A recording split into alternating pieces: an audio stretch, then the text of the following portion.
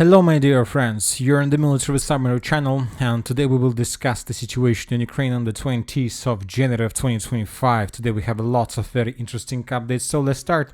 So several hours before the Trump's inauguration and before the elected President of the United States of America will enter the office, the White House, and the former President of the United States of America, Biden, lives forever for ages. Very important date, lots of very interesting updates we are waiting for. And as for this event, as before this event, we got a lot of statements, starting with the call between the President of Trump and President of Russian Federation, Vladimir Putin. They're going to talk a lot, so we got a lot of statements about Zelensky, a lot of things that we will see in the very near future, and probably the most important statement is that Zelensky agrees to start negotiations with Russia. That was stated by Trump's national security advisor, Mike Waltz. He said this in an interview. Few important things, a few important statements we got from Russia, from the President of Russian Federation, Vladimir Putin himself. Let's discuss them in details. Trump has ordered, first of all, a call with Putin to be arranged within the days of his inauguration. That was stated CNN. He wants to discuss a personal meeting in the coming month to end the war in Ukraine. So obviously not during the next 24 hours, but most likely the war in Ukraine will take another 2 or 3 months, and then everything will be finished, or at least freeze. As for Putin, today, probably for the first time since the beginning of the special military operation, Putin himself made, let's say, more or less good statements, statements about the United States of America and about Trump. Moscow congratulates Trump on taking office, Putin said at a Security Council meeting. Russia assumes that the dialogue with the US will be built on the equal and mutual respectful basis. That was stated by Putin, probably the best words sent in the direction of the United States of America for the previous 3 years, which means that a lot of interesting and maybe good things are going to happen between the United States of America and the Russian Federation. And it doesn't mean that good things are going to happen with Ukraine, because as we understand the situation there is very difficult. The Russians continue their offensive operation. And today we got a lot of statements from the commander-in-chief of the armed forces of Ukraine, Syrsky, that stated that the mobilization being carried out in Ukraine does not cover the needs of the Ukraine armed forces. And also he made several more excuses about the situation on the ground. So we'll see that the fall of the second commander-in-chief of the armed forces of Ukraine. And I have some doubts whether these commander-in-chief are going to sign any peace agreement with Russia. I'm not talking about technical part, I'm just talking about maybe the Ukrainians are going to hire another commander-in-chief who will finish the war with the Russians in the Russian favor. Now let's move to the ground and let's discuss the situation along the line of combat contact. And first let's talk about the town of Velika Novosilovka, where the Russians continue their offensive operation.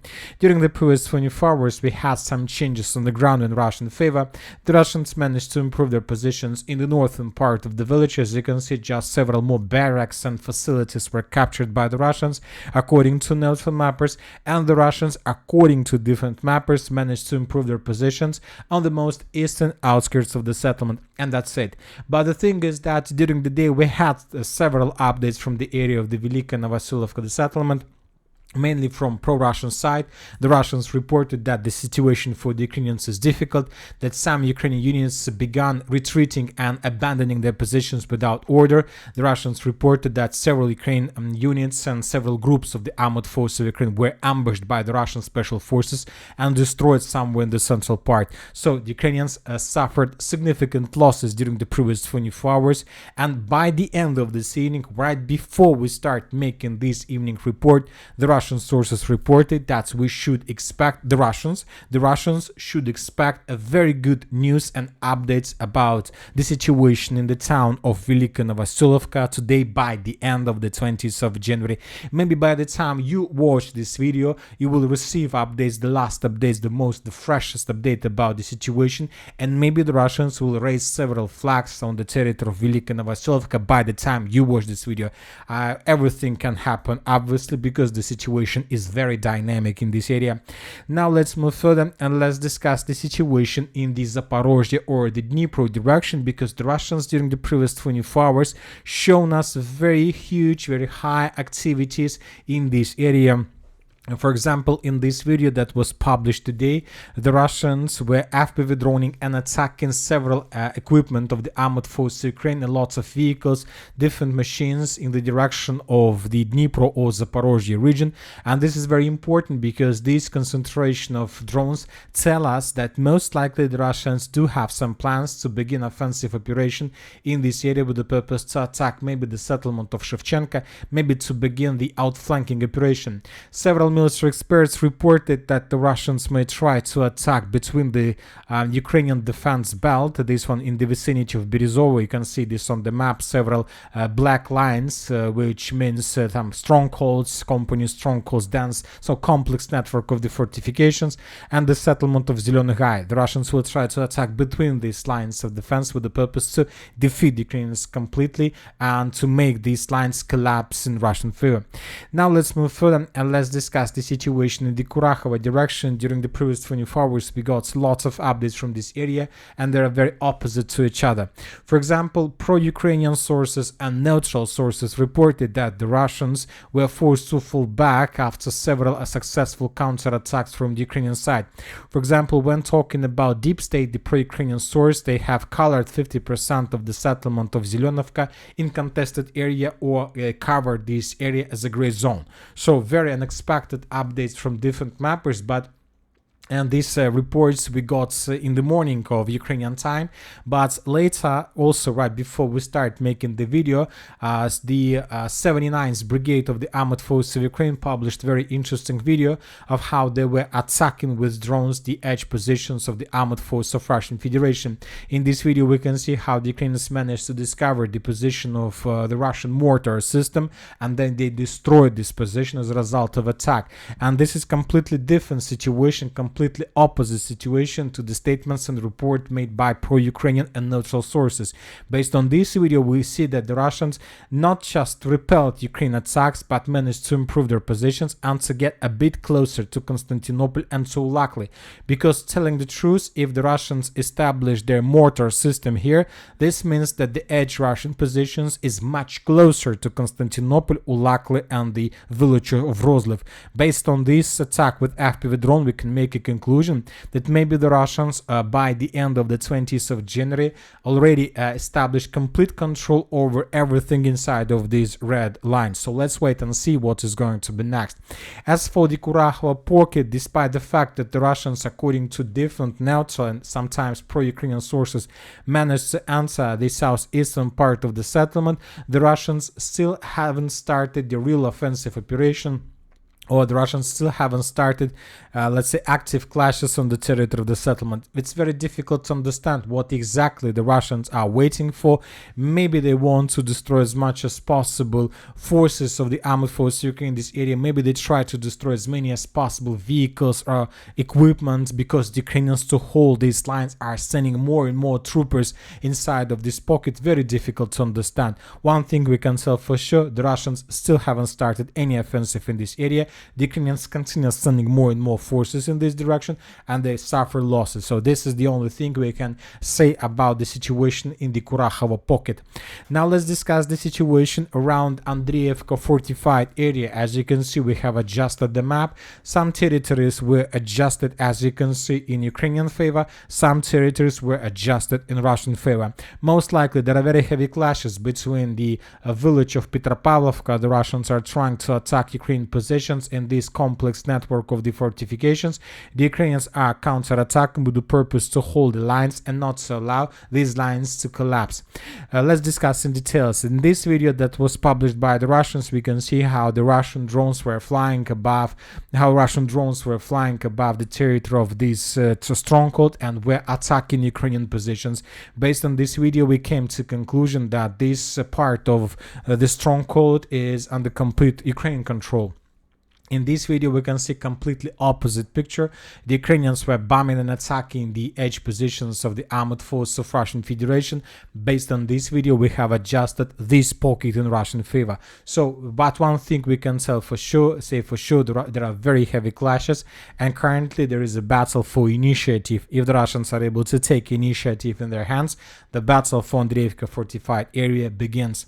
But on the other side, we see that while the Russians are trying to attack the northeastern part of Andriivka fortified area, another group of Russian forces is trying to outflank the Andriivka fortified area from the north and from the northwest.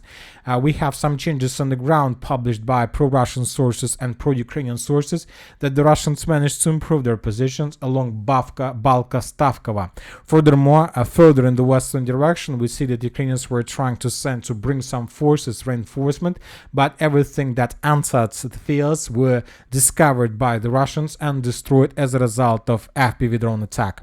Now let's move further and let's discuss the situation to the southwest of the settlement of Pokrovsk. As you can see, we have adjusted the map, we have a lot of changes, we have a lot of statements from different sources about very critical and very difficult situation of the armed force of Ukraine in this area.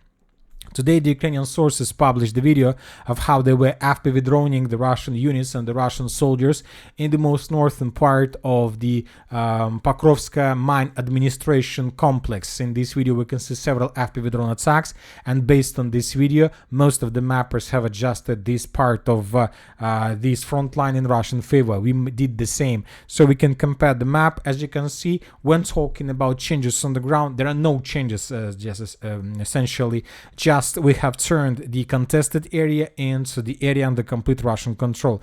Just several mappers reported that the settlement of Kotlina was captured by the Russians completely. So these are the only changes on the ground we can see in comparison between the 19th and the 20th of January.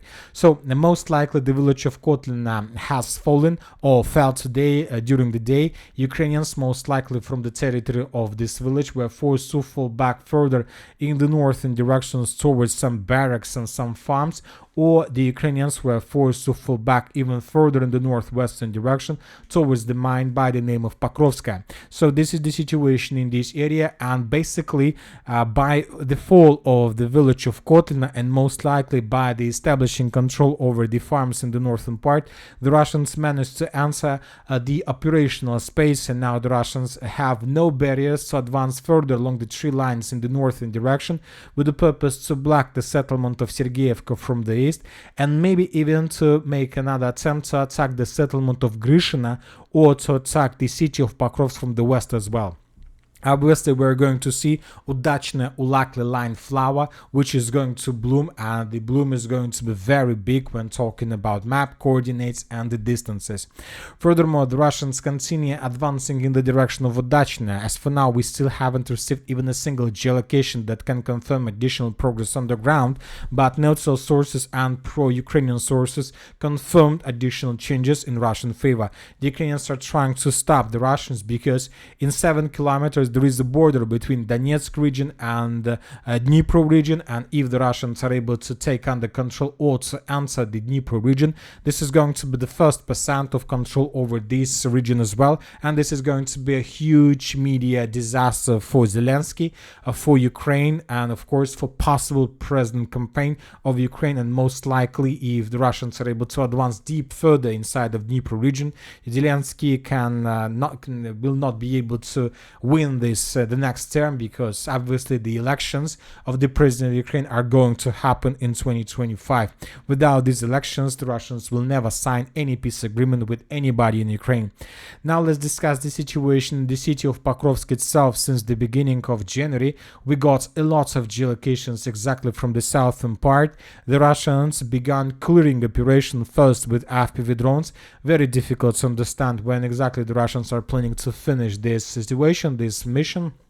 But as for now, the Russians entered the stage when they're trying to find and to destroy as much as possible equipment that Ukrainians use to control the situation in the southern direction. In this video, we can see one camera that was destroyed by the Russian FPV drone attack.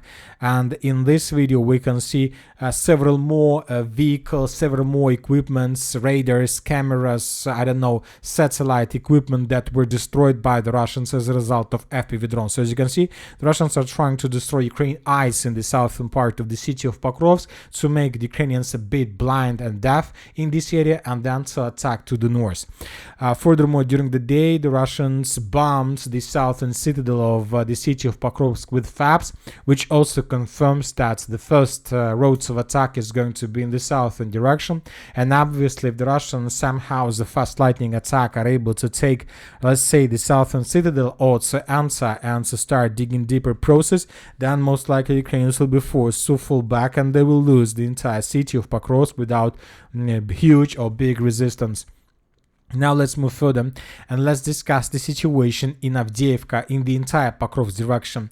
Today we got a lot of very interesting articles about the situation on the ground, and the Western sources published very interesting picture, very interesting video, the satellite video of the situation in the Avdiivka direction.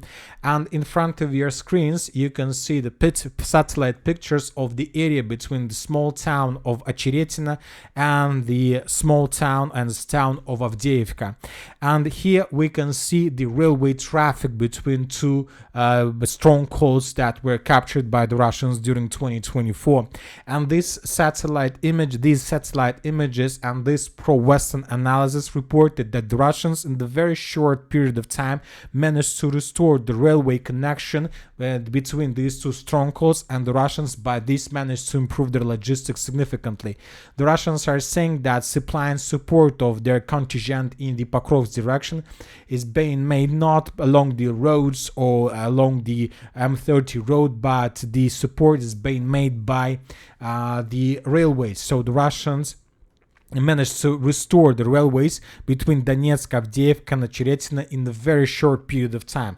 And now the Russians are concentrated in restoring their logistic and the railways connections between Ocheretina and the settlement of Novogrodovka. If the Russians are able to restore these railways, to establish control, to establish logistic, then the Russians will have no problems to bring their forces to the line of combat contact, to the city of Selidovo, to the city of Novogrodovka using railways, and obviously this will mean unstoppable, let's say, unstoppable flow of vehicles, munition, personnel, servicemen to the line of combat contact, and the Ukrainians most likely will be forced to fall back under this pressure, because the Russians from their side established complete control over the railways. The Russians have already cut the railways between Udachna and Kotlina. The Russians most likely will try to cut the second railways between Sergeyevka and the city of Pokrovsk, and if these two lines are cut, then Ukrainians will have no chances. Ukrainian logistic will have no chances against the Russian logistic in this battle. Now let's move further and discuss the situation in the city of Toretsk. We were expecting that today, during the 20th of January, the Russians will finish the battle for the mine of Toretsk, but most likely it will not happen. The Ukrainians managed to hold their lines on the territory of mine. So as for now, we have some doubts whether the Russians are able to finish the battle within the next 24 hours. Obviously, they need several more days to complete the battle. Maybe before the Trump-Zelensky negotiation process, Trump-Zelensky talks, the Russians will finish the battle, but not today. As for the city of the Chasiv Yar, during the previous 24 hours, we got reports from different sources that the Russians managed to take under complete control, the northern part of the city of Chasiv Yar completely. This information during the day was provided us by neutral mappers. As for the end of the 20th of January, we still haven't received even a single confirmation of this, but maybe the next days or the next several hours we're going to receive one. So the battle for the northern Chasiv Yar, according to different sources, have already completed, and now the Russians will have additional forces to concentrate their attention in the central citadel. With the fall of the citadel, we can start counting days before the entire Chasiv Yar direction falls. As for the series direction, during the previous 24 hours, we haven't received anything special. The Russians were bombing and attacking the Ukrainian positions on the territory of the city itself without any attempts to attack, without any attempts to outflank this area. The situation remains the same from day to day. As for the Lyman direction, during the previous 24 hours, there were very heavy clashes on the Ukrainian side of the river of Zherebets. So we have adjusted the map in Russian favor. When talking about additional changes on the ground, I'm talking about lines, we have no changes. We just colored the contested area into Russian favor or some parts in Ukrainian favor. Currently, there are very heavy clashes for the company stronghold to the southwest of Ivanovka or to in the northeastern direction from Kolodezi. Both sides are fighting for this stronghold without counting losses. If Ukrainians lose control over this foothold, the Russians will have no problems and no barriers to advance further in the southwestern direction towards the settlement of Kolodezi. If the Russians are able to take under control the settlement, then most likely the Ukrainians would be forced to fall back from the settlement of Mirne and from the settlement of Zarechno-Tarskoye. So the situation is very critical, and the Ukrainians understand that the battle for Lyman depends on the battle for this small settlement. If Ukrainians lose control over this, we can start counting days before the settlement of Lyman falls as well. Now let's move further.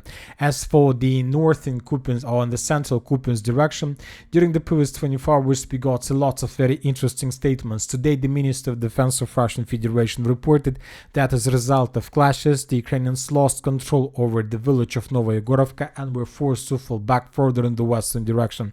The Russians secured the territory, finished regrouping, and most likely in the very near future the Russians will continue advancing further in the western direction. So when talking about this front, we see that the Russians are about to create another pincers and another encirclement for the armored forces of Ukraine that are currently located in these fields. So we see that the Russians are advancing from the north, from the village of Kopanki in the direction of Novosergeyevka, and the Russians today took under control the village of Novoyegorovka and are ready to advance further in the same village, in the direction of the same village of Novosergeyevka. Most likely during the next several days the Russians will intensify their activities with one purpose: to force the Ukrainians that are currently located in these fields to fall back towards the settlement of Cherneshna. So let's wait and see what is going to be next, and obviously this is exactly what the Russians are trying to achieve. This attack will allow the Russians just to maintain the line of combat contact, to shorten the lines, to optimize their own positions, and to get a bit closer to the Ukrainian positions along the river Voskol. Now let's move further and let's discuss the situation in the small town of Dvorishne. Today, according to different mappers like pro-Russian and pro-Ukrainian and neutral, the Russians managed to improve their position significantly in the northern part of the settlement. Currently, according to different mappers, the Russians have strong control over this settlement for 50%, another 40% in the gray zone or in the side of contested area, and Ukrainians have just 10% of this village. As for the Sudzha direction, during the previous 24 hours we have some changes on the ground, and the most important changes are coming from the settlement of Makhnovka. In the early January and in the late December, according to different sources, the Russians launched a full-scale offensive operation with the purpose to take under control the settlement of Makhnovka, and according to different mappers, the Russians by the middle of January managed to establish complete control over the settlement, but later we got different opposite updates from pro-Ukrainian sources. Then some Russian sources confirmed that the Russians didn't take the village under control, and furthermore by the 20th of January, according to neutral mappers and pro-Ukrainian mappers, the Russians lost control over the settlement and the Russians were forced to fall back, and the Ukrainians, as a result of several counterattacks, managed to restore control over the settlement of Makhnovka completely. So as for now, we are going to keep this area as a contested area, waiting for additional updates from pro-Russian or pro-Ukrainian sources. Furthermore, during the day, the Russian sources published the video how they managed to discover the positions of the armored forces of Ukraine in the vicinity of the settlement of Yablunovka, and as a result of Iskander strike, this temporary deployment point of the armored forces of Ukraine was destroyed. So very difficult to understand, of course, what is going to be next, whether the peace agreement or truce is going to be signed between US and the Russian Federation. But one thing we can say for sure, that the Russian Federation doesn't see Germany, France and the United Kingdom as a part in this negotiation process for many reasons. One of the most important is that United Kingdom, France and Germany broke the agreements that were achieved by Russia, Ukraine in 2015 during the Minsk agreements. This is the first reason, that there is no more trust between Russia and European countries. And the second thing is that Russia, first of all, wants to have agreement with the United States of America. And if the Western countries decide to continue supporting Ukraine, then Russia will be able to fight with European countries one by one without the support of the United States of America, which means that the Russians feel themselves strong to continue war with Europe, with Ukraine, without any problems. So let's wait and see what is going to be next, because the next hours are the decisive hours for the entire world. And that's it for today. Military Summary channel reminds we condemn any violence in the world. Thank you for watching. Subscribe to my channel, put your likes, join my Patreon, and have a good day. Bye bye.